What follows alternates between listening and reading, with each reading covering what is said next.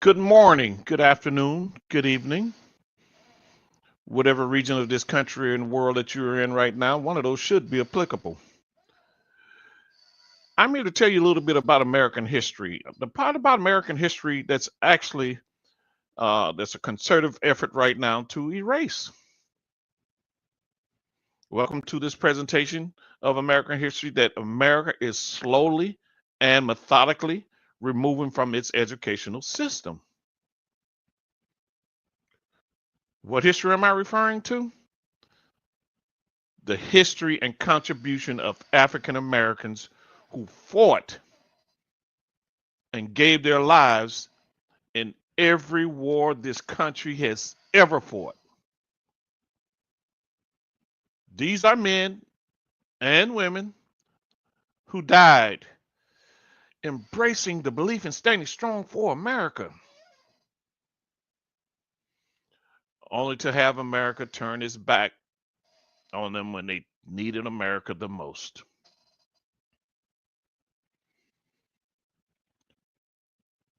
The current day erasure or attempted removal of their achievements is the primary reason this just can't be told by the storyteller, because the storyteller is, he want to call it history, but really it's his story when you break it down.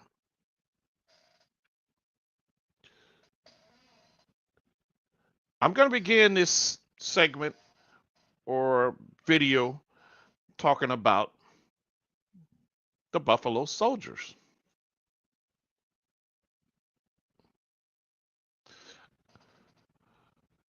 Now, while the former Buffalo Soldier regiments were disbanded in 1951, the legacy and spirit of the Buffalo Soldiers continue to be honored and celebrated.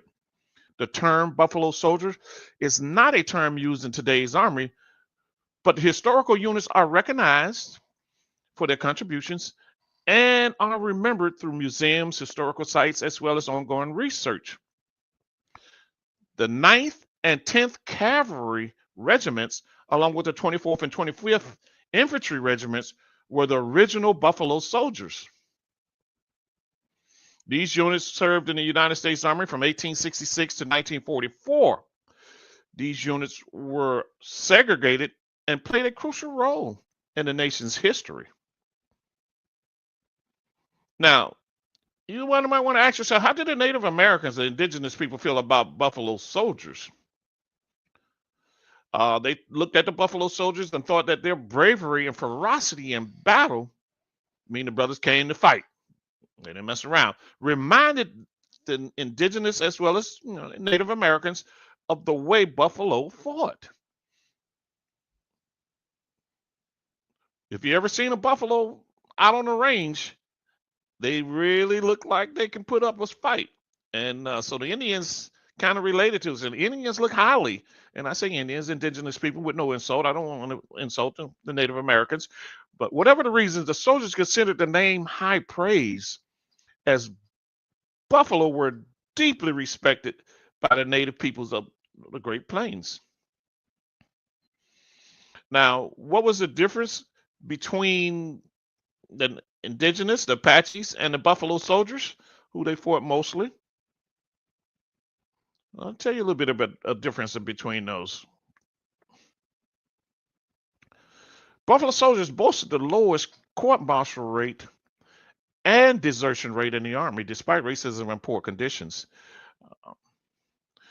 They didn't get their due, obviously, and we know how that goes. In 20 years, from 1870 to 1890, 20 Buffalo Soldiers earned their military highest accolade, the Medal of Honor. You might ask yourself, what does Buffalo Soldier mean in the slang language nowadays? Well, basically, it's an African American soldier serving in the Western U.S. after the Civil War. What are two things we should remember about the Buffalo Soldiers?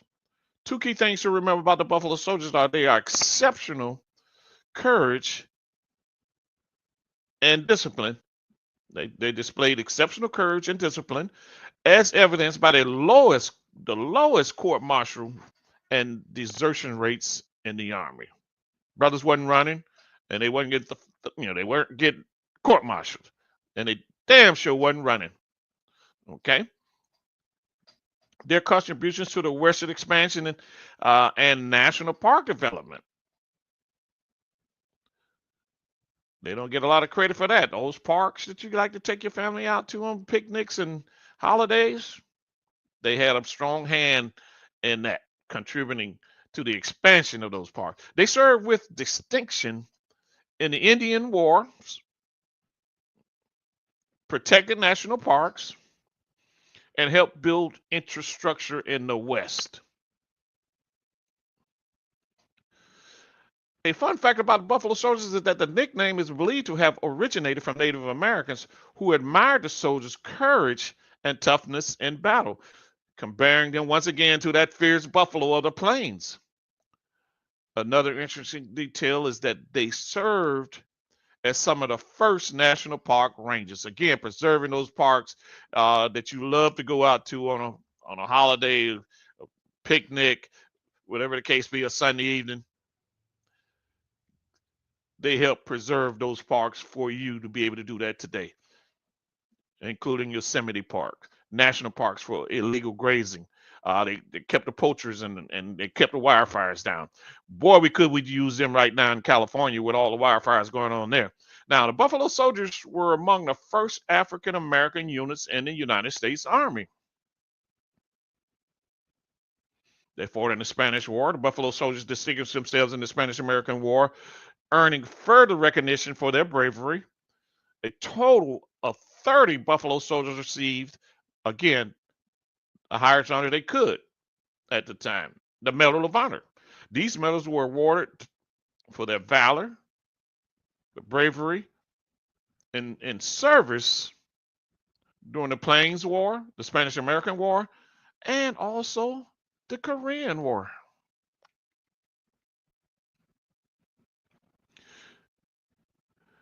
What did the Buffalo Soldiers receive for a 5-year enlistment? Well, for a 5-year enlistment, Buffalo Soldiers, the African American regiments of the United States Army, received $13 a month. Yeah, that's right. I say $13 a month in pay, along with 3 meals a day, a bunk in the barracks, and uniforms and medical care. Those in the cavalry were also issued a horse. Okay. Buffalo Soldiers, the African American soldiers who faced a combination of discrimination and hardship within the Army and in civilian life. So when they came home from fighting, giving their lives, they still faced the hardships that they faced prior to going to that point. And you know what? That could kind of hold true today as well. Now, while they were initially part of the military, they were often commanded by white officers and encountered racism from both within the military and, of course, from the general public. Despite facing these challenges, they proved to be valuable and courageous soldiers, setting in various conflicts or serving in various conflicts and playing a significant role in development of the West.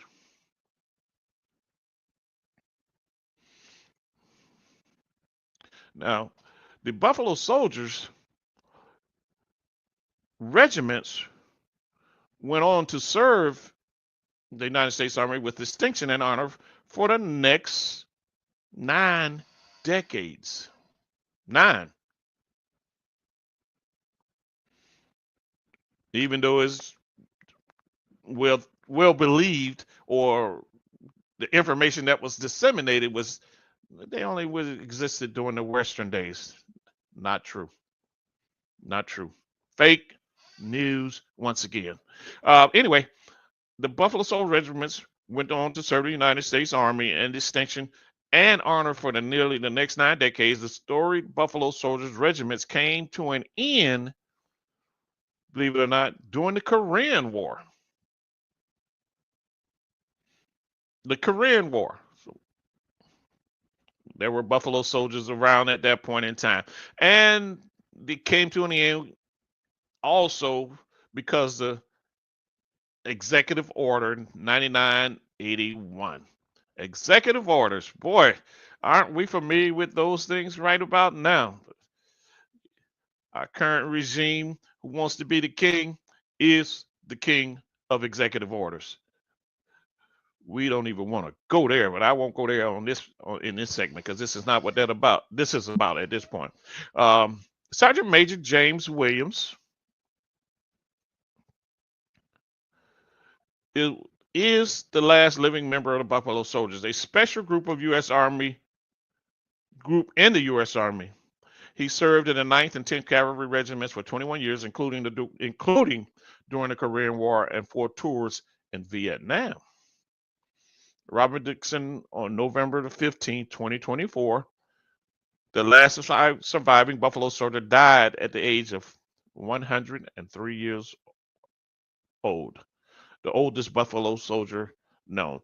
And at this point, as far as an update on that, I'm not sure, but we can double check that and make sure this information is definitely accurate. Now, as I mentioned to you, we're going to talk a little bit more about the Buffalo Soldiers here in a second. And as I'd like to get ready to close this thing out regarding the history of Buffalo Soldiers, uh, what I like to say again and to reiterate, while the formal Buffalo Soldier regiments were disbanded in 1951, their legacy and spirit of the Buffalo Soldiers continue to be honored and celebrated. You're talking about pride, spirit, and how they honored what they did for America. Now, the Buffalo Soldiers is not a term used in today's Army, obviously, but the historical units are recognized for their contributions and are remembered through museums, historical sites, and ongoing research. So if you can find a museum, some of the historical sites that actually present some information regarding Buffalo Soldiers, make sure you go and check it out. Make sure you go and check it out. Okay. The 9th and 10th Cavalry regiments, along with the 24th and 25th Infantry regiments, actually were the original Buffalo Soldier units. They were the original Buffalo Soldier units. And of course, they served in the United States Army, as I mentioned, from 1866 to 1944, all the way from post Civil War to the Korean War, and in some cases, the Vietnam War. Of course, they wasn't riding horses at that point in time, but they still existed. And in closing, in regards to the Buffalo Soldiers, these units obviously were segregated and played a crucial role in the nation's history. And as far as their ferocity in battle, which reminded the Native Americans, the indigenous Americans, the Indians, if you will, of the way Buffalo fought. Whatever the reason,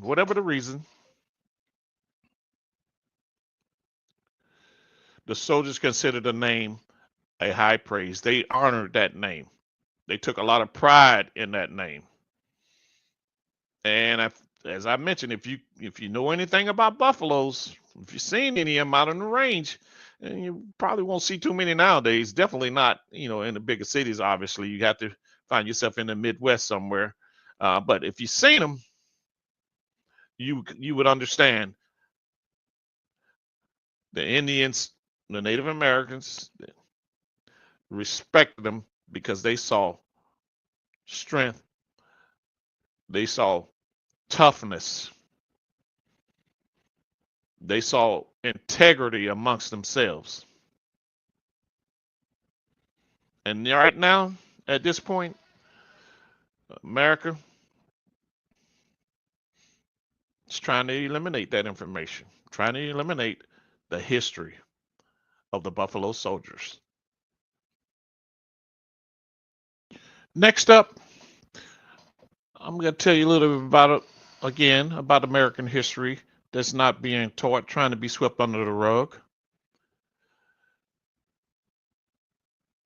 And that group, a portion of history, is about the Tuskegee Airmen. You probably heard the name before, but may not know much about them and the way things are going and transpiring. They were major contributors to this country in World War II, the Tuskegee Airmen.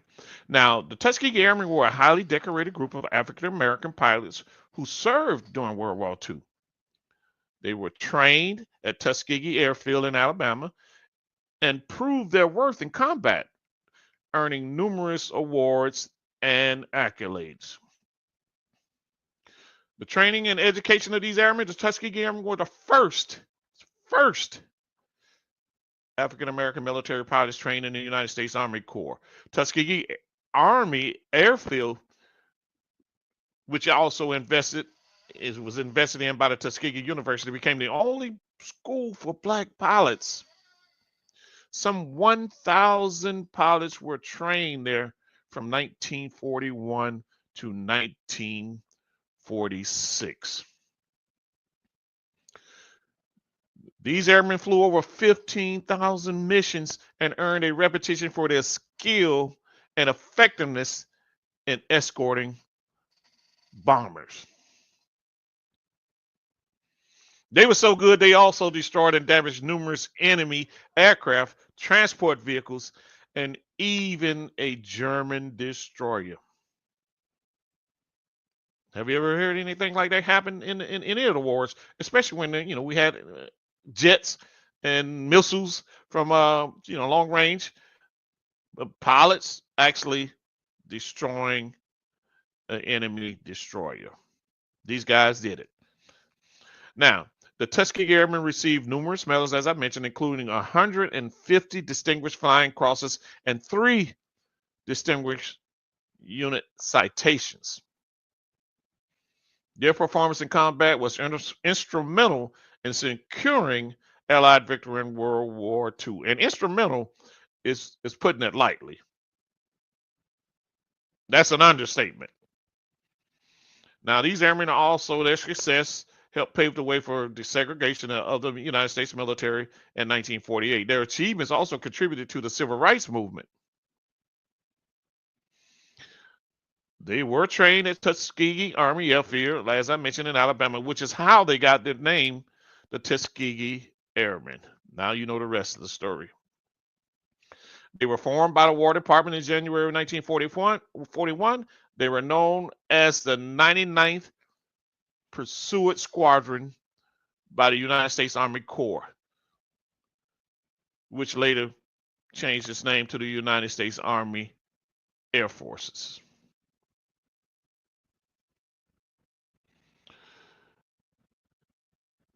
'84 Tuskegee Airmen were killed overseas during World War II.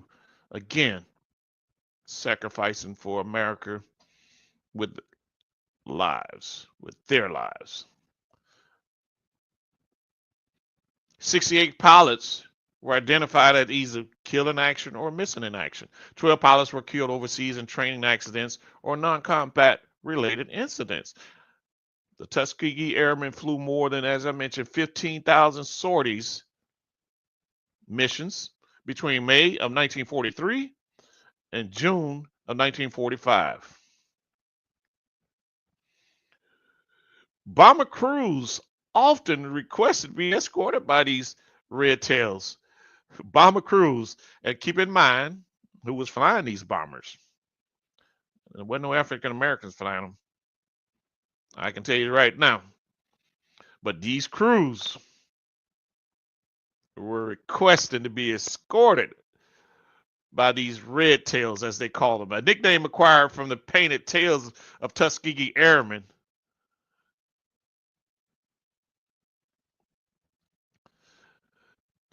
As you can see there, that painted tail, which were very distinctive The deep red, 66 Tuskegee Airmen died in combat. But these bomber crews, all white pilots, didn't want anybody else to escort them but the Tuskegee Airmen. So that tells you a lot. That tells you a lot. Now, the Tuskegee Airmen, in Alabama, is most famously known for two distinct historical events.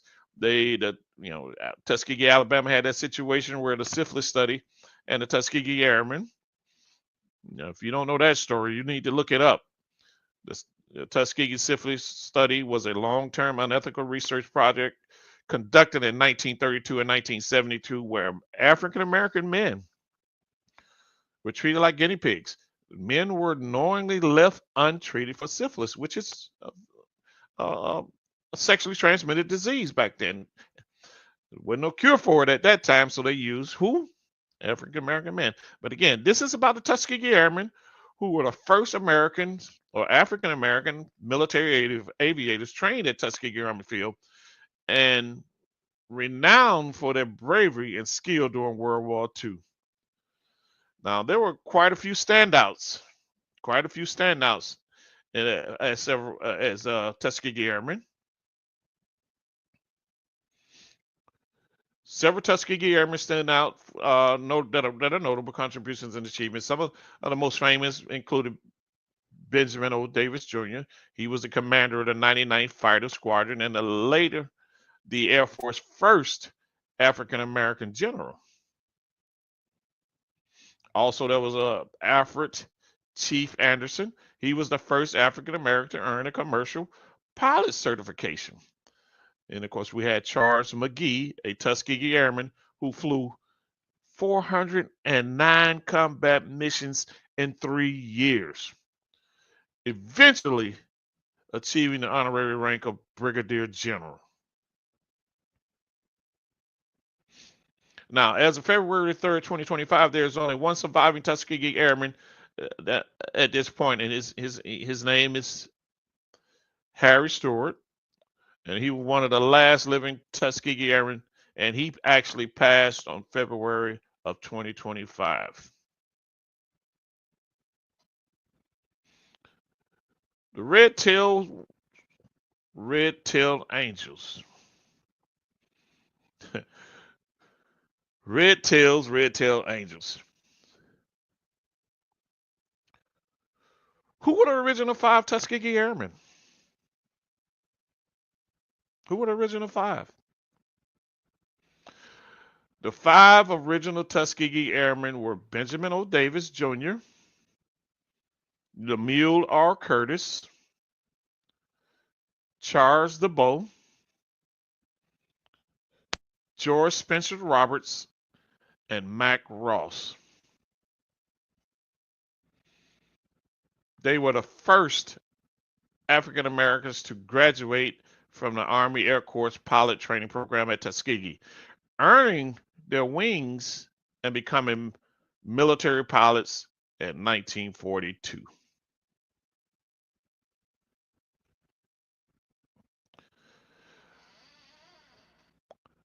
By the time the war ended, 332 completed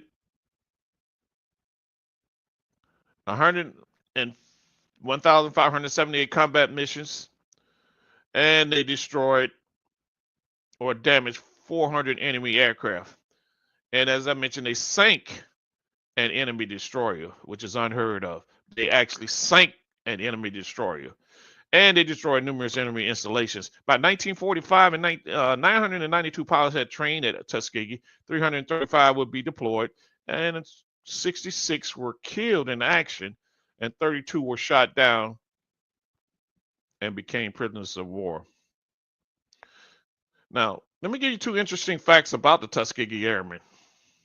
From 1941 to 1946, 1,000 black pilots were trained at Tuskegee. As I mentioned, the airmen's success in escorting bombers during World War II, having one of the lowest, I repeat, the lowest loss records of all the escort fighter groups. that including the white fighter groups that were escorts. They had one of the lowest loss records of all the escort fighter groups.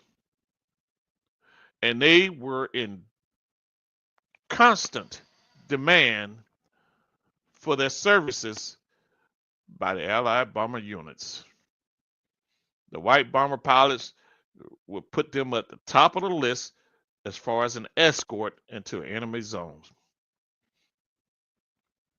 Let that sink in your head for a minute.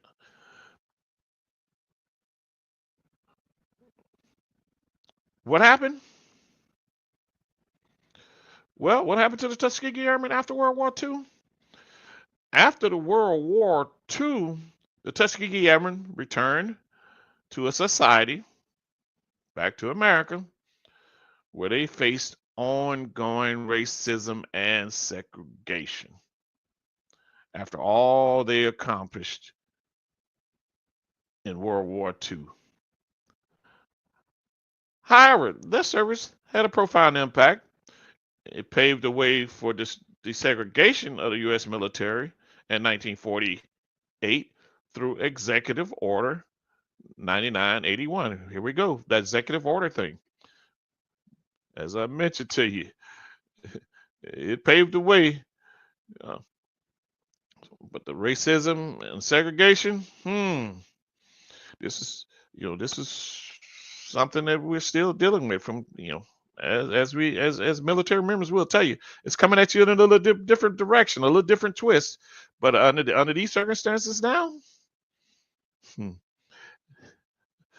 may not be as undercover as it once was.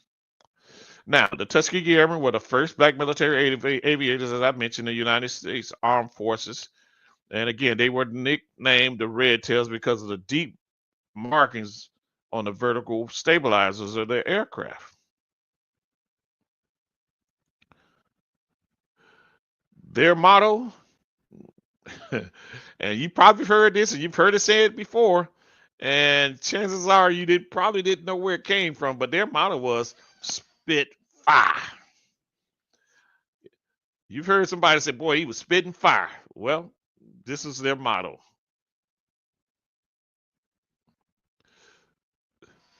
The Tuskegee Airmen were nicknamed the Red Tails because, again, they painted the tails on their P-51 Mustang fighter planes red. The red tail serves as a visual identifier, allowing pilots and ground crews to quickly recognize the Tuskegee Airmen planes from other aircraft, both friendly and enemy. So when they saw these red tails, they knew, okay, here come them brothers. Them brothers flying those P-51 Mustangs. We're in good hands now. Instilled a whole lot of confidence. So much confidence in the bomber pilots, who were all white, that they requested these brothers. And when they saw those red tails, they knew they was in good hands. The red tails, spitting fire. The Tuskegee Airmen. Now, did you know that the Tuskegee Airmen also included women? Sergeant Amelia Jones worked for 2 years during the World War II in the 99th Pursuit Squadron under Colonel Benjamin O. Davis, who I mentioned earlier. He was a commander. Of the Tuskegee Airmen. She was honored for her service in 2014. And keep in mind, Colonel Davis eventually became a general, and I'll touch bases on him in another segment. Now, yes, the Tuskegee Airmen, a group of African American pilots and airmen fought in World War II. They primarily served as escort pilots for, again, as I mentioned, American bombers in the European and North African theaters, earning a reputation, or should I say a reputation, for their skill and effectiveness. They earned it. It wasn't given to them. They earned it. They earned the respect. They even earned respect from our allies. They earned respect from the enemy. And of course, they earned respect from the bomber pilots that flew numerous missions in World War II. Now, the escort duty, the airmen were primarily tasked with protecting these bombers from the enemy fighters. They primarily served, as I mentioned, in the 332nd Fighter Group. They flew P-47 Mustangs and the P-51s, which were some of the best planes that the United States had at that point in time. They flew over 15,000 missions. They destroyed 112 enemy aircraft, shot them down, air to air, over 112. Dogfights, as they call them, spitting fire. These brothers was not playing around. The 332nd Fighter Group received 3, not 1, not 2, but 3 distinguished unit citations for their actions during World War I. Excuse me, World War II. 3 unit citations. That's the whole group. 3 times. The whole unit. And again, it kind of opened up the door for integration in the United States military. But that's another story. That door that opened. You know what? I don't want to go into that aspect of it, but that door that seemed to be open, was it really open? Was it really open? Was it open in the homeland? When they came home, did they receive a hero's welcome? Not. I'm just keeping it 100, yo. Now, let me tell you a little bit about what the Germans, who was obviously the major airline during World War II. Let me tell you a little bit about what the Germans called the Tuskegee Airmen. They even had their own nickname for them. The Germans had their own nickname for them. Bomber crews named the bomber crews, American bomber crews named the Tuskegee Airmen Red-Tailed Angels after the red-tailed markings on the aircraft, obviously, but also known as Black or Lonely Eagles. The German Luftwaffe, which was a hell of a plane that the Germans had, they called the Tuskegee Airmen the Black Bird Men. Yeah, let that sink. The Black Bird Men. This is what the Germans were calling them. The Black Bird Men. Boy, they had fear for the Black Bird Men. The Tuskegee Airmen are credited again with destroying or damaging over 400 enemy aircraft. As I mentioned, including 112 in air and 150 on the ground during World War II. They also destroyed or damaged over 900 ground transportation units, including trucks, trains, along with 40 boats, barges, bridges, and of course the destroyer. Again, have you heard anything else in any of our wars where a fighter pilot or fighter jet or airplane or bomber destroyed an actual destroyer? Okay, I haven't, but if you have, let it be known. Put it in the comments if you will. Now, from 1941 to 1946, some 1,000 black pilots were trained again at Tuskegee. The airmen's success in escorting these bombers during World War II, having one of the lowest loss records of all escort fighter groups. And they, again, as I mentioned, they were in constant demand for their services by the Allied bomber units.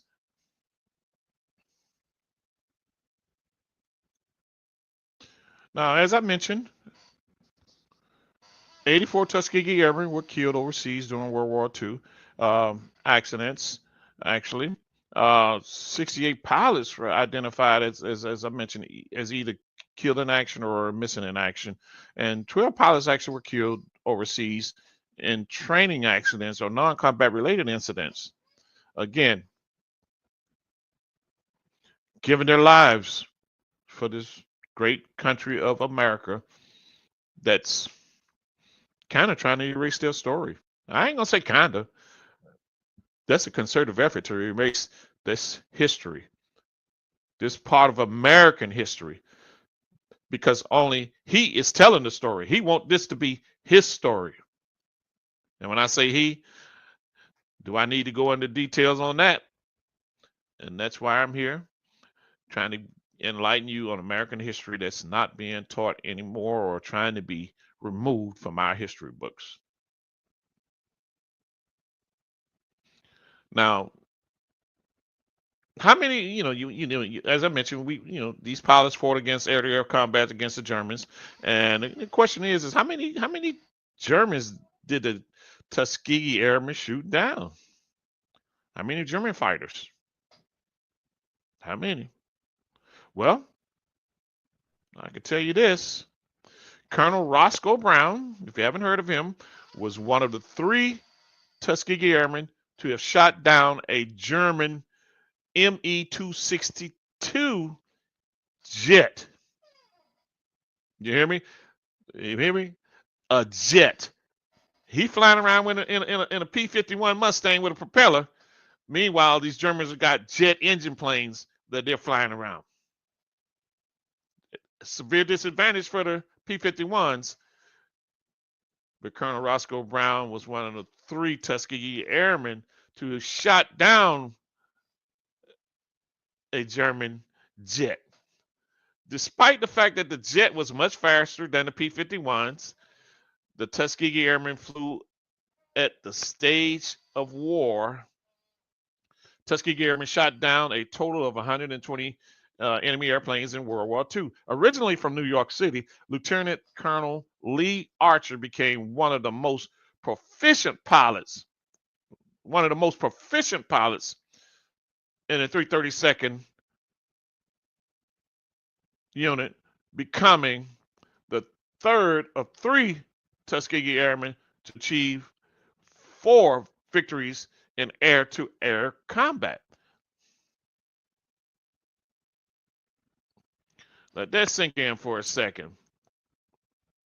Became one of the most proficient pilots in the 332nd Airborne, becoming the 3rd of 3 Tuskegee Airmen to achieve 4 victories in air-to-air combat in the dogfights. And they were going up against jets. Okay. After flying 169 combat missions in World War I, approximately 9,627 Black or African American service members died during World War II. Again, their sacrifice that African Americans have put in place for this country and continue to put in place. Now, of these deaths, about 7,267 were men. About 780 Black soldiers died in combat. And others, of course, perished due to other causes like illnesses or accidents.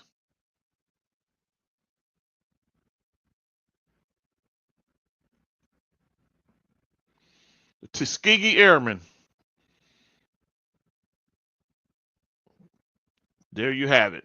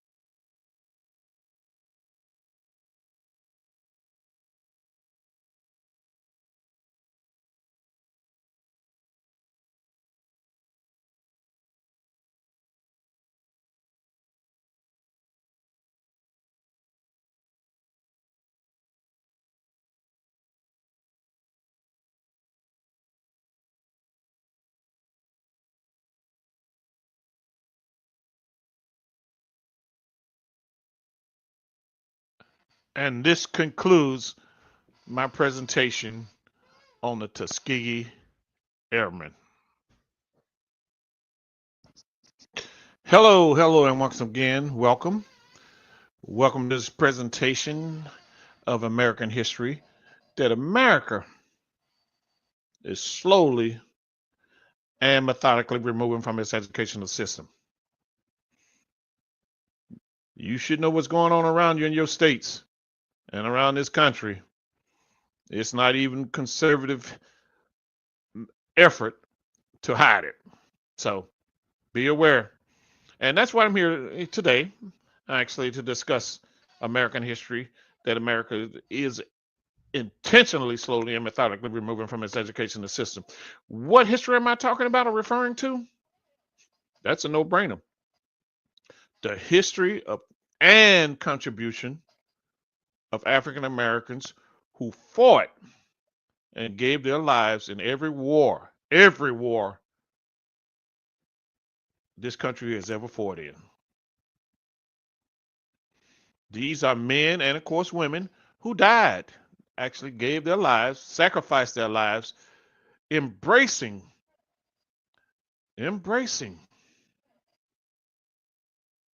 their belief in standing strong for America.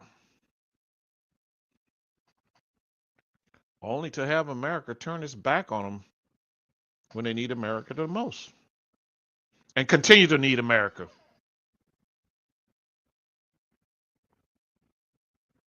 The current day erasure or removal or attempt to, let's say, the attempt to keep unknowledgeable, keep us in the dark about our contributions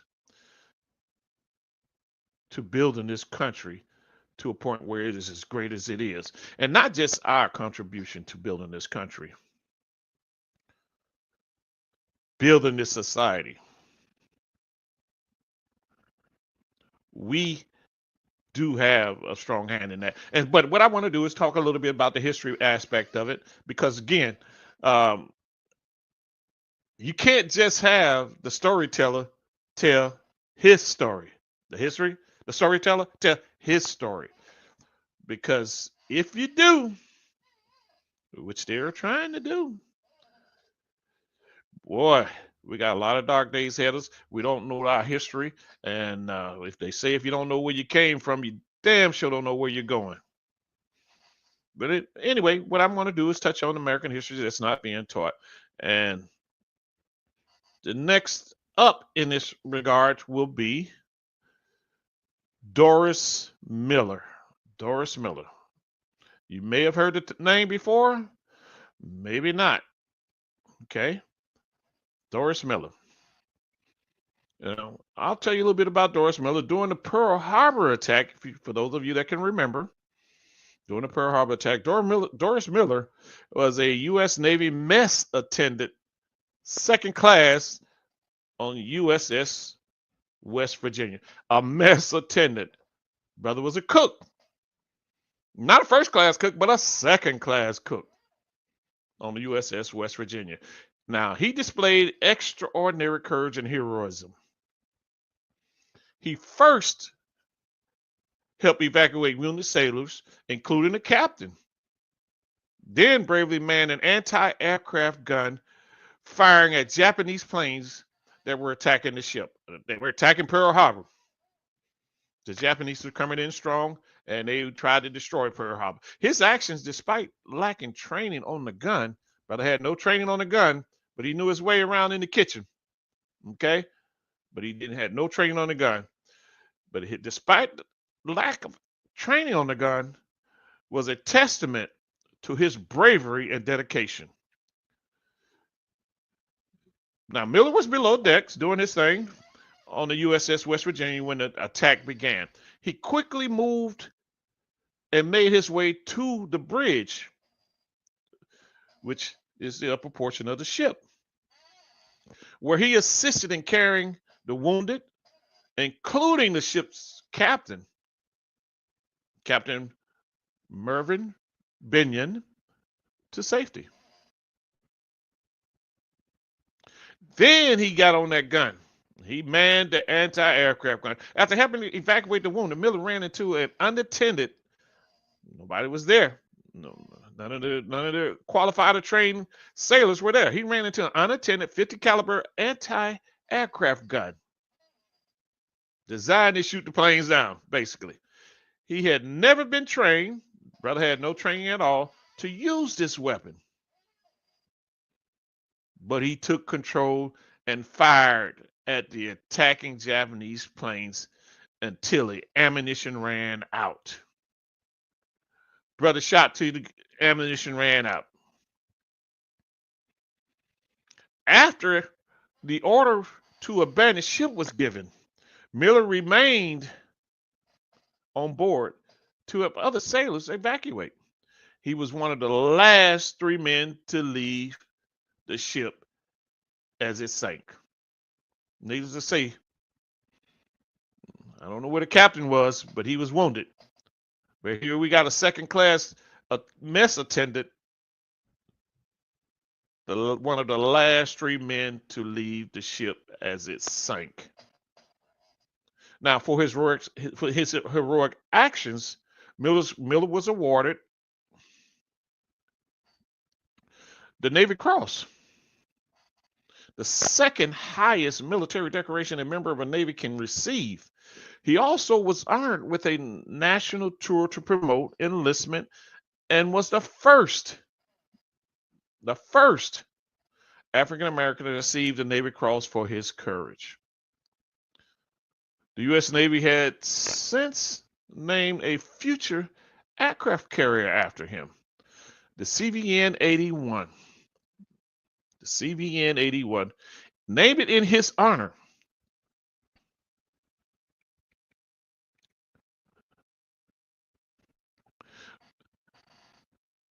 Miller is officially credited with shooting down 2 Japanese planes during the attack on Pearl Harbor. So here he is. Now, he came up out of the kitchen from the second level, got on a gun that was unattended, no one was there, and he shot down 2 Japanese planes. No training at all.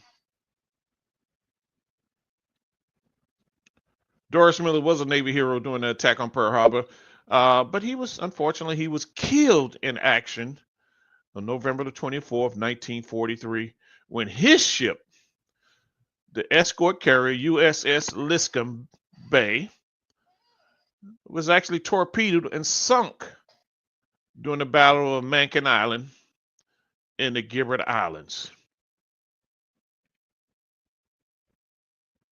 He was serving as a mess attendant, 3rd class at that time. After all that he went through in Pearl Harbor, and here we are years later, he's still a 3rd class mess attendant. But anyway, the Liscum Bay was the deadliest carrier sinking in the U.S. Navy history. I repeat, it was the deadliest carrier sinking in the United States history. 702 of the 900 crew members lost their lives, including Miller. Despite his death, Miller's bravery at Pearl Harbor and his service continued to be honored with ships, schools, and parks named in his honor.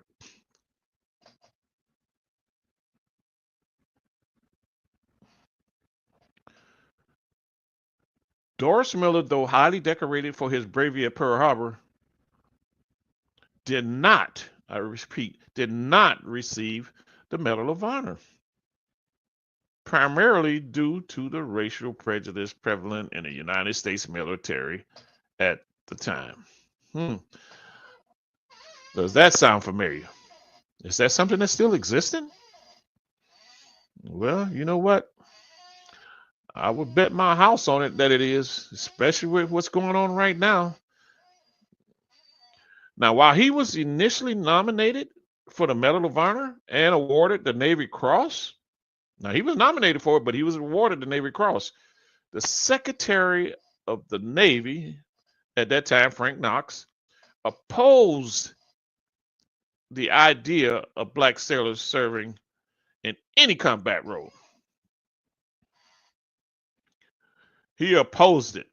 Now, this man that came up from the kitchen as a second class attendant, never had any training on an anti-aircraft gun, shoots down two Japanese planes with no training. Yet you had this type of mentality going on in the military. And again, again,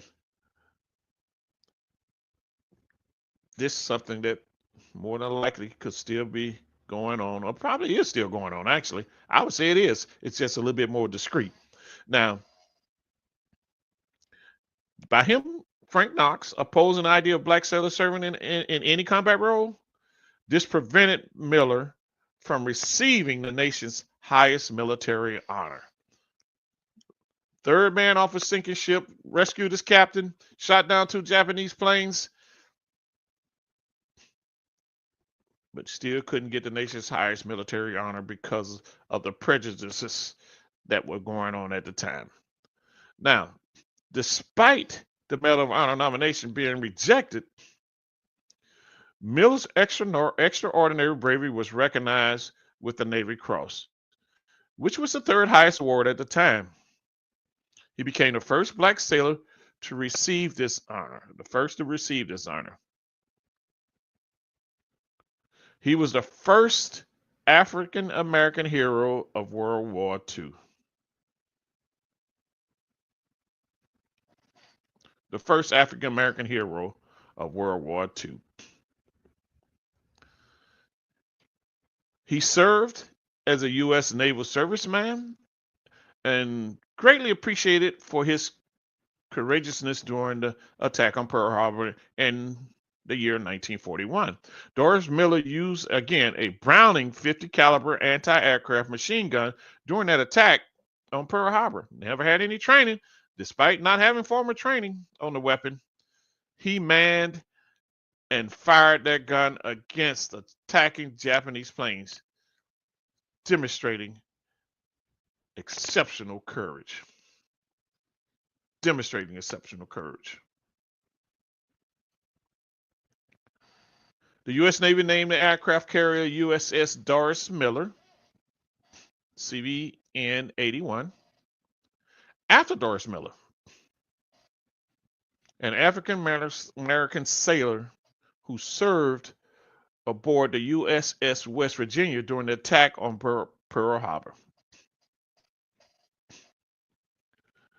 This makes it the first aircraft carrier named after an enlisted sailor, and the first name after an African American. So he was named, the ships were named aircraft carrier, and he was the first, not just the first African American, but he was the first enlisted sailor who just happened to be African American.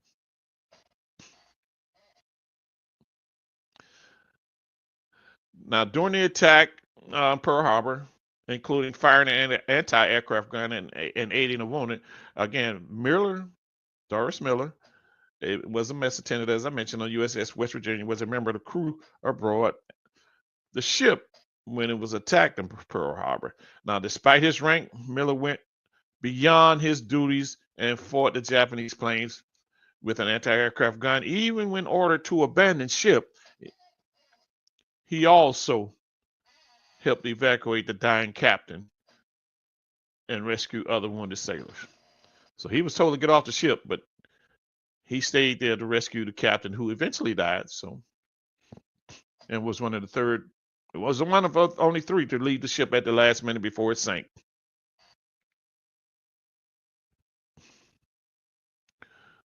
The USS West Virginia, where Miller served, was one of the ships that was attacked in Pearl Harbor and severely damaged. Now, for his bravery, Miller received the Navy Cross, as I mentioned, one of the highest honors the U.S. Navy could bestow. But again, he was denied the Medal of Honor because of a certain general. Again, he was the first. The CVN 81 was the first aircraft carrier to be named after an enlisted. The first. And Miller, highlighting Miller's extraordinary heroism, okay, his bravery. um, he actually enlisted in the Navy at the age of 19. He wanted to explore life outside of Waco, Texas. He wanted to explore life outside of Waco, Texas, outside of this country, oppressions and depressions that he thought he would be able to escape at that point. And he wanted to make some money, he wanted to make some extra money for his family. But at the time, the Navy was segregated. So Miller, an African American, and other sailors of color like him weren't allowed to serve in combat positions. So they put him in the kitchen, like many others like him. But again, it boils down to the fact that no matter what race, creed, or color, bravery, honor, heroism has no color barrier. And many of these African Americans exemplified that. They didn't just show it, they exemplified it.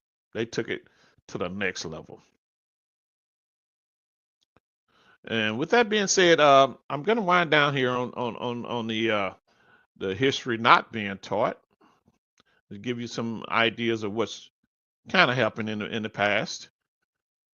If it's something that you think you might be interested in hearing more of, I got plenty more to give. Just hit me up in the chat, hit me up in the comments, and I'll be more than happy to present more information regarding American history not being taught.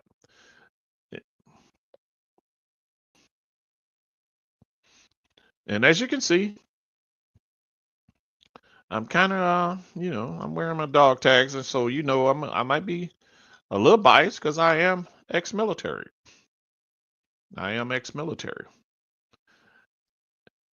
And I do believe in honoring and acknowledging those that came long, long, long before me and their accomplishments.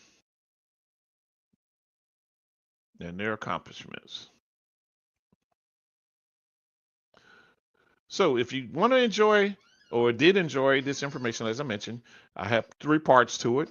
I talked about the Tuskegee Airmen, I talked about the Buffalo Soldiers, and of course Doris Miller. And as I mentioned, there's plenty more information to be put out there. Hit me up, let me know. I am B Long, and I'm gonna sign out and hopefully get a chance to talk to you again regarding some very important matters about our history. We're going to be the ones to tell it because we know nobody else is interested in telling it. They're afraid that I tell you, there's a fear of us, first of all, of keeping us from knowing how much contribution we've had to this country. And we know there's been many, many, many numerous ways. But the other biggest fear is they don't want their kids to know. They do not want their kids to know the contribution that we've had for them in American history. I'm out.